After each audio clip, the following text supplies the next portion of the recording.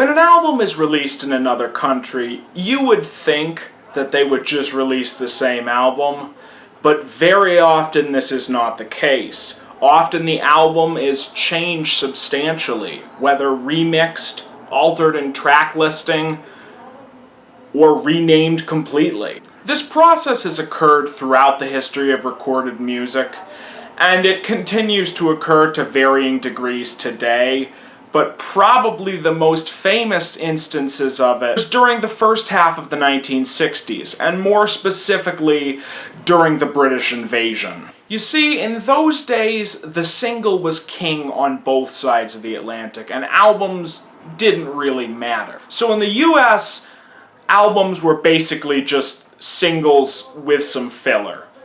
In fact, the singles were really the only reason to buy an album in those days. Whereas in Britain, I guess they viewed albums more like as a companion to the singles, as, hey, you like this single? Have a whole album of them doing weaker songs. And they never really included the singles on the albums, if they could help it.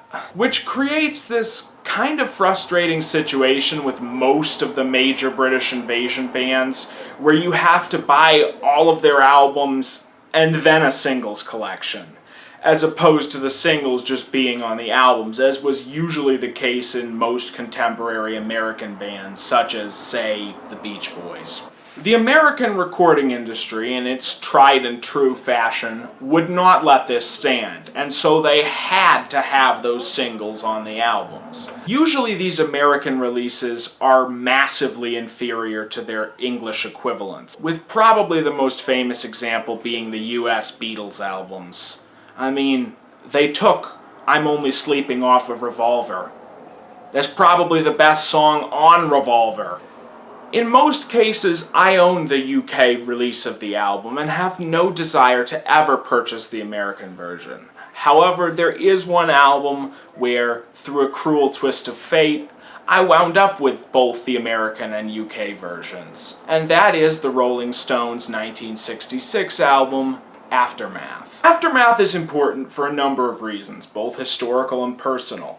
It's the first Stones album where they wrote all the songs themselves. In my opinion, it's the first really good Stones album. It's also one of the very first ones I bought. Note that I bought the American edition of Aftermath. And while I liked it at the time, when I got some of the later Stones albums, particularly Between the Buttons, I was disappointed when I compared the two. And then, last summer, I finally picked up the UK CD of Aftermath, ripped it to my computer, put the headphones in, turned on Mother's Little Helper, and was blown away at what a different album the UK version is. So today, we're going to compare them and decide which one is best, through a series of several trials. The first trial is the album cover. And now I realize that it's kind of unfair to try to judge album covers from before 1967, because the early to mid-60s really were the dark ages for album covers. Just about every album cover of this era was either a picture of the band or a picture of the singer's face. That was pretty much all you could do for album covers. And neither the US or the UK cover for Aftermath is honestly that good. You look at the US cover and it's like, yeah man, we're all smudged. Far out. Whereas you look at the UK cover which says, "Hey Keith, we're pink, man." While neither cover is all that great, the US version is better. So the American edition wins this one.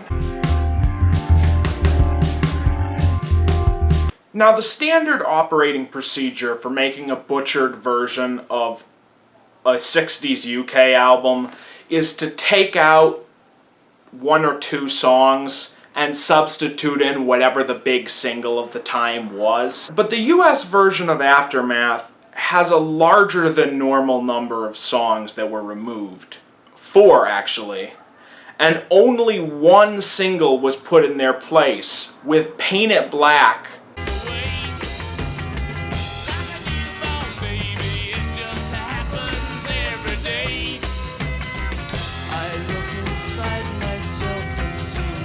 replacing Mother's Little Helper. What a drag it is getting old.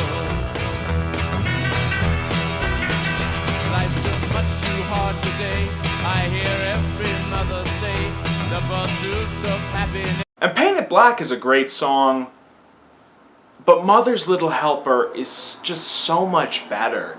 It's this great song about the emptiness of modern life and how housewives have to take pills to keep them motivated through their daily drudgery. And on top of that, two of the other three songs are actually quite good. Out of Time is really, really catchy. Well, baby, baby, baby, you're out of time. I said, baby, baby, baby. Even if its lyrics get a little misogynist and stupid, and Take It or Leave It is just a fun ballad. But you can be so kind. Just take it or leave it. Don't tell your. Granted, the final song that was left off of the US album, What to Do, which is the album closer in the UK edition, I really don't know what to do. What to do, yeah. I really. is kind of bland, and honestly, it being off of the album didn't do any harm. However, because the other three songs left off of the US edition were so good, the UK edition wins this one by a long shot.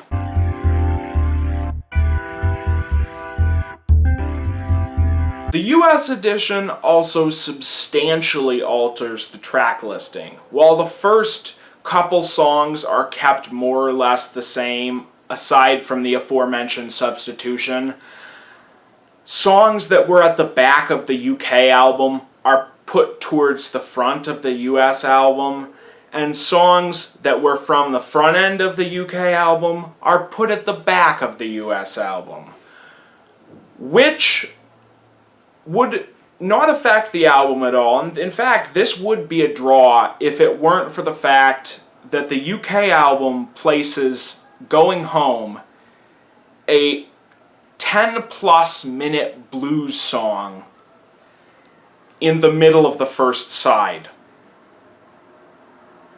And while Going Home is a lot better than its description makes it sound, because I don't know about you, but 11-minute blues song does not sound appealing to me. But still, putting it in the first half of an album is a terrible, terrible mistake.